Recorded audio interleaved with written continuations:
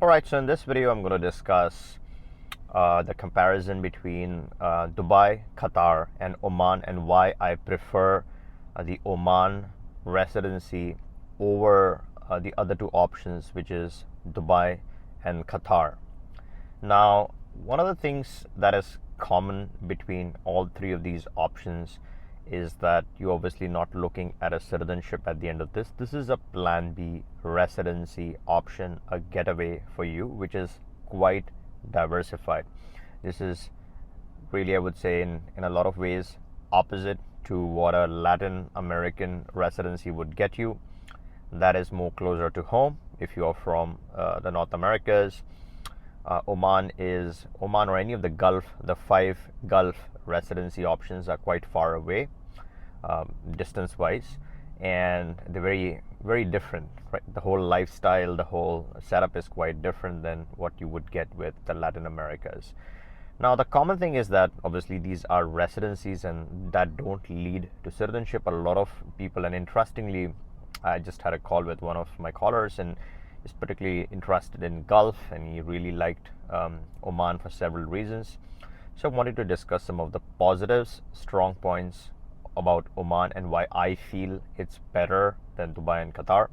With Dubai and Qatar, there's one thing common. That is, if you are looking to establish a residency by investment, which is a property purchase, you're looking at least 250K worth of USD investment to get a decent apartment, right? So you are looking at that price point. What is more important is the maintenance costs. Okay, fine, you put in the 250K, get a decent apartment, or pay more and get a decent apartment, but the monthly maintenance costs can be very, very high.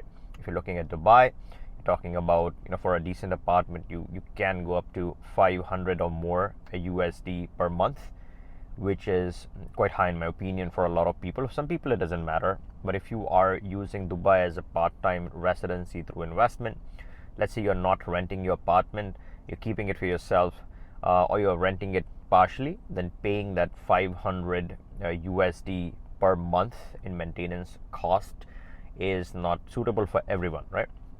Similarly with Qatar, if you're looking for a decent investment, you're at least starting off with 250K. Anything below that price point is not going to be a great investment option. And again, the monthly maintenance. Qatar is a very expensive location, very expensive country. So if you make an investment, monthly maintenance is going to be very, very high. One of the disadvantages with Dubai, the way I see it, is that it's also on the FATF gray listed list of countries. So that is something that could bother some people based on where you're coming from. If you're coming from an FATF gray listed country, then it's no big deal. But if you're not coming from an FATF gray listed country, then that is something that you would keep in your mind, right? So with Oman now, the big advantage is that it's giving you all of what Qatar or Dubai would get you. But on top of that, it's very, very economical. It's very reasonable to enter. Let's say you are instead of getting one residency, you're looking at getting multiple residencies because it's at a lower price point.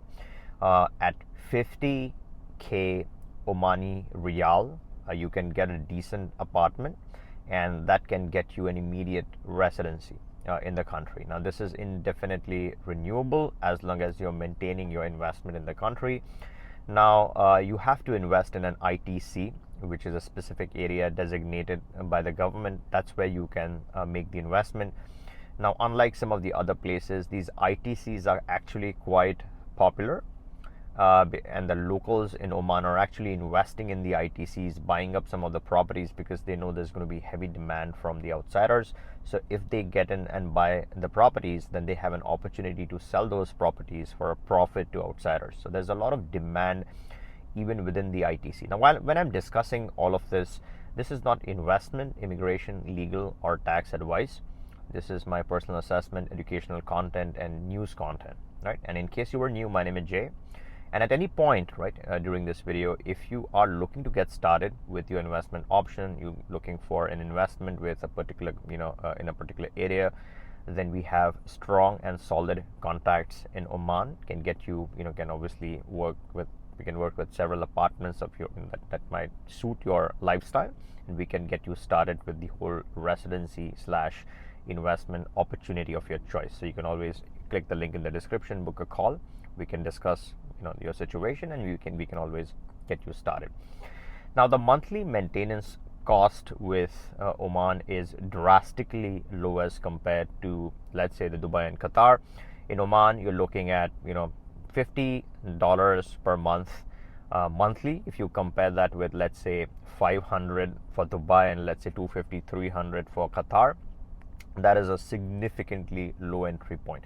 Obviously, based on your investment amount, based on the size of the apartment, the monthly maintenance cost will vary. They can be higher or lower, but typically I would say for a one bedroom apartment, you're looking at $50 per month in maintenance approximately, right? That's the cost you're looking at.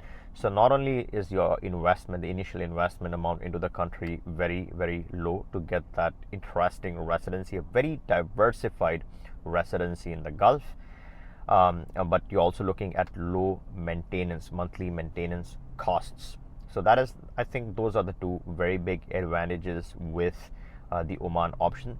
There's one big advantage that your Dubai or Qatar will have over Oman, and that is the flight connectivity. Now, if you're from Asia and you're traveling to your planned B location, then Oman really makes a lot of sense, because you will have direct connectivity between the Asian countries and Oman. But if you're from the western side, then you're looking at, obviously, if you're traveling very frequently, you're going up and down like in literally every month, then your Dubai and Qatar would make more sense, because then you're getting the flight connectivity even if the price is higher. But if you're not going to be traveling that frequent, let's say it's twice in a year, and you don't mind changing that one extra flight, then Oman gets you in at a very cheap, low price point. It's also low key. It's not as over subscribed as, let's say, Dubai or the Qatar, right? Also, the tax advantages that you get with Oman are similar, even slightly better as compared to Dubai and Qatar. So for small businesses, Oman really has a very, very tiny tax bracket. For personal income tax, there's none, right? So you're getting the same advantages as the other two places. So it has some very interesting, unique advantages right there. I hope you liked this assessment analysis, and if you want to get started with your Oman residence, you can always reach us. We can work with the best options in your case and get you started. And if you like this video, give me a thumbs up. If you haven't subscribed to my channel, make sure to turn on the bell notification and subscribe, so you don't miss out on any of the content from my side. All right, catch you in the next one.